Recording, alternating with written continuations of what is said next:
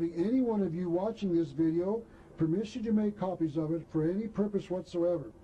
I want as many people as is possible to see this material, and I'm hoping that each of you will arrange to make copies of this video lecture so that you can give them to others. And please help me in getting this material into the hands of the American people. I am going to expose a gigantic conspiracy that has been involved with more bloodshed than the moral mind can comprehend. The goal of this conspiracy is simply to create a new world order. And that future is so horrible that anyone who knew what they had in store for them before it was set into place would do all within their power to prevent it.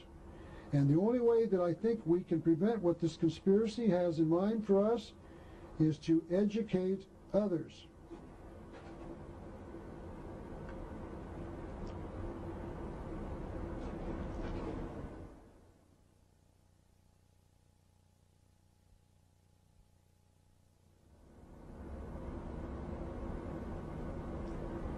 Now, with this basic understanding about conspiracies, it is time to start our study of the New World Order.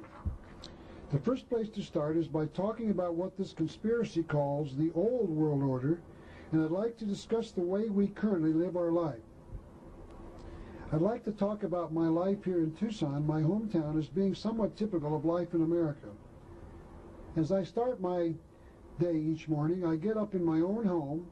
I own my own house and all the furniture in it. I have a TV set, a VCR, and a refrigerator. And by the way, that's about all. My carport has a private passenger automobile in it that I own outright. I live here in Tucson near where my mother lives, and she also owns her home, and it has a pool in the backyard. I was raised by my mother after my father died when I was a young boy of about 5. But after my mother remarried, I was part of a traditional family with a father, a mother, and a brother. When I need gasoline for my automobile, I go to a privately owned gas station where I can purchase as much as I want. When I have need for medical care, I visit my personal physician, and if I need to go to a hospital, I go to one that is privately owned. I am single now, but I was once married, and my wife and I bought this home, and we lived together as a family. When a thief comes to take my private property from me, or when a murderer comes to harm me, I call the police because they exist to protect me, my family, and my property.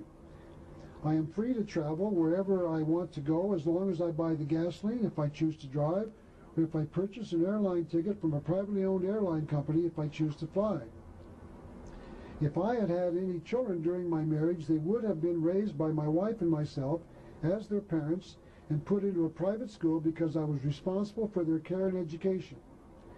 And I worship the God that I believe in.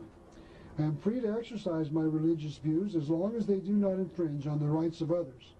Notice that all I have described so far is based upon my right to my own life, my right to private property, and my right to marry. It's also based on my right to live with my wife or my parents if I choose to do so, and my right to practice my religion. And this is only a partial list of the rights that I believe I possess. But I am listing these few because I want to keep my illustration simple.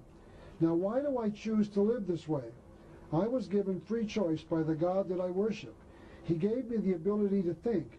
And because many people worship the same God, many people decided that we should live in a family, we should have the right to private property, we should have the right to practice our religion, and we should have the right to defend our right to life. In other words, each of us has been given the God-given right to life, liberty, and property. And since each of us has the right to defend ourselves against the murderer and the thief, we can give that right to government. However, we can only give to government the rights that we have ourselves. We can give to government no more power than we have ourselves, either individually or collectively. We cannot give to government any right that we do not have ourselves. Since I do not have the right to take your private property from you, I cannot give that right to government. And since I do not have the right, we do not have that right. And since we do not have the right to give government that power, then government does not have that right. But government is taking the property from one and giving it to another, and one can only wonder where they got that power if we didn't give it to them. And I'll discuss the reasons why the government does this in a few moments. And the reason we believe this way is this concept of human rights is because we believe in a Creator God who taught us, "Thou shalt not murder, and thou shalt not steal." And because we believe that, we punish others who steal or murder. And we learn about how He wants us to live our life through religion, the teachings of God. But since we are free to choose, we do not have to choose to live this way. We do not have to live with families. We do not have to have the right to private property. And we do not have to believe in a God. And when we choose not to live according to God's teachings, we can choose to live another way. And that other way is called the New World Order. The New World Order holds that man should organize his civilization so that there will be no family, no right to private property, and no right to worship. So quite simply, the New World Order is the exact opposite of the Old World Order. Said another way, if you have the right now, you won't have the right in the New World Order. So the New World Order is the exact opposite of everything we are doing now in our current civilization called the Old World Order. The New World Order will have no families, the New World Order will have no right to private property, and the New World Order will not tolerate the worship of God. Now, with this basic understanding of both the conspiracy and a little about why we live in families, go to churches or synagogues, have the right to life, and have the right to private property, we can now start our study of the New World Order. This is what we're going to see, to examine. What is this thing called the New World Order? This is a picture of George Bush, our past president. Mr. Bush was at the time the leader of the capitalist world. On August the 30th, 1990, the 31st of August, 1990, President Bush held a press conference. The newspaper says, quote, President George Bush declared that a new world order could emerge from the Middle East crisis.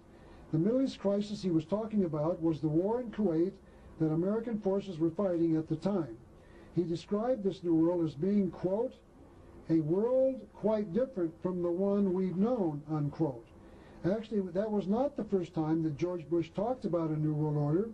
On October the 12th, 1979, Mr. Bush told the United Nations, we must establish a new world order based on justice, on equity, and on peace. And here's a picture of Mr. Bush delivering that speech. Now that obviously is not a picture of George Bush, but this is a picture of Fidel Castro, the dictator, in fact the communist dictator of Cuba. It was not George Bush that delivered that speech to the United Nations, it was Fidel Castro. But as I said, Fidel Castro is a communist, and he wants the same thing that George Bush, the capitalist, wants. This is the article in which Fidel Castro demanded a new world order. The article said that Castro demanded the establishment of a new world order to replace the, quote, unjust world system that exists today, unquote. Castro does not like the current world system that encourages the family, the right to private property, and a concept of national borders called nationalism, so he wants to replace these things with the new world order. Castro is saying that the communists can coexist with the capitalists in the new world order. But if the capitalist wants his society to support the family, the right to private property, and national borders, and Castro considers them to be unjust, how can both conditions coexist? Castro is saying that the lion and the lamb can lie down together in this new world order. But if Castro thinks these things are unjust, they cannot coexist. The New World Order must either tolerate families, private property, and nationalism, or they will not be allowed to exist. It is impossible for the lion and the lamb to lie down together. You cannot have a world society where the communist wants to abolish the right to private property and where a capitalist wants to preserve it. because what is justice to one is injustice to the other. In fact, this article confirms what I just said. On October the 15th, 1991, Fidel Castro pledged his support for a socialist system. Yet he and Bush both want a new world order, one a socialist and the other a capitalist.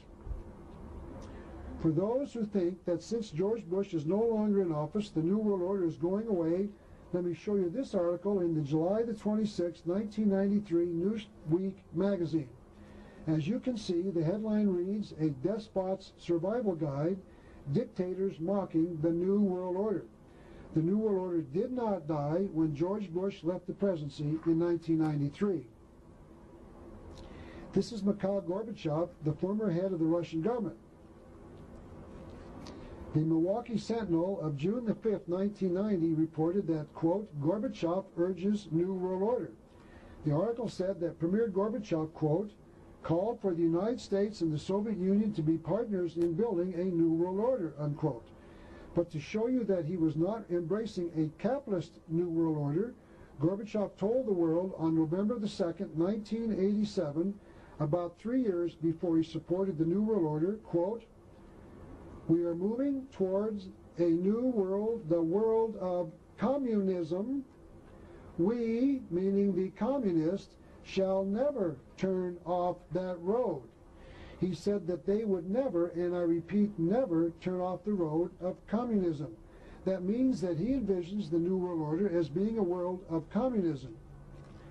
Now this might very well be the flag of the New World Order. It was being put up during a Ronald Reagan summit meeting with the head of the Soviet Union in December of 1987.